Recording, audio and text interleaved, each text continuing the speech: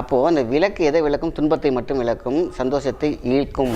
ஆனால் துன்பம் வரும் காலத்தில் அதை ஓங்கி அடிப்பதை தாங்கி அடிப்பதற்கான ஒரு குறைக்கக்கூடிய சக்தி தான் விளக்கு. அதான் துன்பத்தை விளக்கும். அழகாக கிழக்கு முகமாக ஒரு மண் விளக்கில் நல்லெண்ணெய் போட்டுக்கோங்க. ருத்ராஜம், அது ருத்ராஜம் பார்த்திங்கன்னா 6 முகமாக இருக்கலாம், 5 முகமாக இருக்கும். ஒரு முகம் மட்டும் நம்ம போட வேண்டும். வணக்கம், உங்கள் மாயன் செந்தில்குமார். இந்த பதிவு மிகவும் முக்கியமானது. ருத்ராஜ விளக்கு பற்றி தான் பார்க்க போகிறோம். ருத்ரம் அப்படின்னாலே பார்த்திங்கனாக்கா அதீத பவர். இப்படி அற்புதமான ஒரு சக்தி, அதிகமான சக்தி, அதீத ரூப அப்படின்னு சொன்னோம்னா ருத்ராஜம் அப்படின்னு சொல்லலாம். இன்றைக்கி பார்த்திங்கன்னா ருத்ராஜங்கிறது பார்த்திங்கன்னா சிவனுடைய மிகப்பெரிய ஒரு பொருளாக ருத்ராஜம் பார்க்குறோம். ஸோ அணியலாம். அதேமாதிரி பார்த்திங்கன்னா பூஜையில் வைக்கலாம். அதேமாதிரி விளக்காய் காயும் பொழுது அதில் நம்மளுடைய சாந்த சக்தி சாய்ந்து கிடக்கும். அதாவது நம்மளுடைய சரணாகதி சாய்ந்து கிடக்கும். அதான விளக்கம். அதாவது விளக்கு என்பது துன்பத்தை விளக்கும், துன்பத்தை போக்கும். அதான் விளக்கு. அப்போது அந்த விளக்கு எதை விளக்கும்? துன்பத்தை மட்டும் விளக்கும், சந்தோஷத்தை ஈர்க்கும். அப்போது என்ன பண்ணணும்? ருத்ராஜ விளக்கு, ஒரு அழகான ஒரு மண் விளக்கு வாங்கி வச்சுக்கோங்க. வேறு எந்த விளக்குலையும் போடலாம். மண் விளக்கு ரொம்ப ரொம்ப சிறப்பாக இருக்கும். நம்ம பூஜை அறையிலே வச்சுக்கலாம். நல்லெண்ணெய் எந்த திரி வேணாலும் இருக்கலாம். கிழக்கு முகமாக நம்ம ஏற்றக்கூடிய இந்த ருத்ராஜ விளக்கு துன்பத்தை போக்கும். ஒரு மனுஷனுக்கு துன்பம் எவ்வளோப்படியப்பட்ட கொடிசனாக இருந்தாலும் துன்பம் என்பது அவங்க வீட்டில் வாழ்க்கை ப்ளஸ் மைனஸ் தான் வாழ்க்கை. இன்பம் துன்பம், அதாவது மேடு பள்ளம் எப்படி இருக்கிறதோ அதுமாதிரி துன்பம் இன்பம் ஒரு மனுஷனுக்கு இருந்தே தீரும். ஆனால் துன்பம் வரும் காலத்தில் அதை ஓங்கி அடிப்பதை தாங்கி அடிப்பதற்கான ஒரு குறைக்கக்கூடிய சக்தி தான் விளக்கு. அதான் துன்பத்தை விளக்கும். லெஃப்ட்டு ரைட்டு மேலே அப் அண்ட் டவுன் எப்படியாவது ஏதோ ஒரு மனுஷன் ஒருத்தனுக்கு துன்பம் வரும். துன்பம் இல்லாத மனிதன் எதுவும் இல்லை. அதை சாராக்கி நம்மளோட எப்படிலாம் வச்சுக்கிறோங்கிறது தான் நமக்கு. அப்போ சார்ந்து அப்படின்னு வருது இல்லையா? அப்போது இந்த விளக்கை ஏற்றுவதற்கான முறை வெள்ளிக்கிழமை, மற்ற நாளையும் ஏற்றலாம். வெள்ளிக்கிழமை சிறப்பாக இருக்கும். அழகாக கிழக்கு முகமாக ஒரு மண் விளக்கில் நல்லெண்ணெய் போட்டுக்கோங்க. ருத்ராஜம், அது ருத்ராஜம் பார்த்திங்கன்னா 6 முகமாக இருக்கலாம், 5 முகமாக இருக்கும். ஒரு முகம் மட்டும் நம்ம போட வேண்டாம்.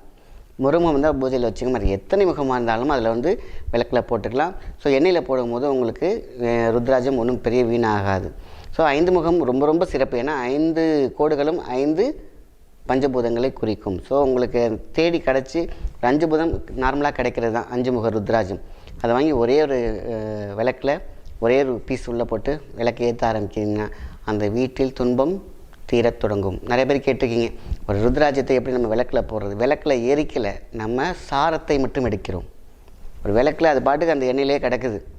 அதோடய சக்தி எப்படி நம்ம போட்டிருந்தாலும் நம்மளுடைய உடம்போட வெப்பம் பஞ்சபூதத்தோட வெப்பத்தில் கலந்து தான் உரையாடிட்டுருக்கு. அதேமாரி தான் அந்த ருத்ராஜத்தை நம்ம விளக்கில் போடும்பொழுது அது எரிக்கவில்லை. அதோட சாரத்தை எப்படி விளக்கு பார்த்திங்கன்னா திரி எண்ணெயை இழுத்து தீபமாக எரித்து துன்பத்தை விளக்குகிறதோ அதேமாதிரி அதோட சக்தியையும் சேர்த்து நம்மளுக்கு கொடுக்கும். வீட்டுக்கு கொடுத்துட்ருக்கும் பொழுது துன்பம் தீர்க்கும். எப்பேற்பட்ட நெகட்டிவிட்டியும் உடைக்கும். ஒவ்வொருத்தரும் ஜாதக ரீதியாக இருக்கக்கூடிய துன்பங்களை தீர்க்கும்.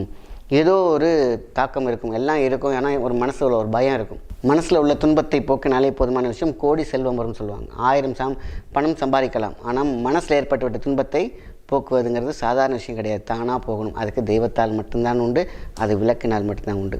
இப்படி ருத்ராஜம் போட்ட அந்த விளக்கை நம்ம பார்க்கும் பொழுது அந்த பார்வையில் இருக்கிற சக்தி இருக்கும் பொழுது மனசு ஒருநிலைப்பட்டு அங்கே அவங்களுக்கு பக்குவம் கிடைக்கும். ஸ்ட்ரெஸ் பஸ்டராக இருக்கும். ஸோ அதனால் துன்பத்தை கண்டிப்பாக போக்கும். அதனால் ஒரு மண் விளக்கு போதும். ஒரே ஒரு ருத்ராஜம் 5 முகமாக இருந்தால் ரொம்ப ரொம்ப சந்தோஷம். ஸோ அதை போட்டு நம்ம என்ன பண்ணுறோம்? விளக்கில் ஏற்றுவோம்.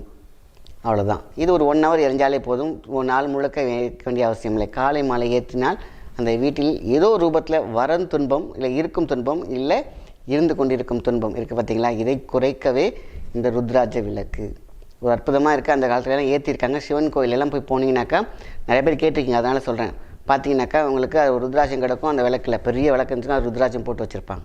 அதனால் இது இது போடலாமா வேணாங்கிற சந்தேகம் வேண்டாம். ஏன்னா நம்ம ருத்ராஜத்தை எரிக்கலை, அதோட சாரத்தை மட்டும்தான் எடுக்கிறோம். மீண்டும் சொல்கிறேன். அதனால் வீட்டில் ருத்ராஜ விளக்கு ஏற்றலாம். ஏற்றும் பொழுது துன்பம் கண்டிப்பாக குறையும், படிப்படிப்பாக குறையும். அதனால் அற்புதமான நாள் வெள்ளிக்கிழமையை தொடங்குங்கள். இதை எல்லா நாளும் ஏற்றலாம். வெள்ளிக்கிழமை மட்டும்தான் ஏற்ற முடிஞ்சாலும் வெள்ளிக்கிழமை ஏற்றுங்க. ஸோ எல்லா நாளும் கோலும் எல்லாம் வெற்றியை மட்டுமே தரும். துன்பத்தை போக்கக்கூடிய அற்புதமான இந்த ருத்ராஜ விளக்கு வீட்டில் ஏற்றினால் எப்பேற்பட்ட துன்பத்தையும் குறைத்து நமக்கு அருள் புரிவார் சிவபெருமான். அதனால் இது ரொம்ப ரொம்ப முக்கியம், அவசியம். அதனால் நல்ல விஷயத்தை மற்றவங்களுக்கு ஷேர் பண்ணுங்கள். நன்றி, வணக்கம்.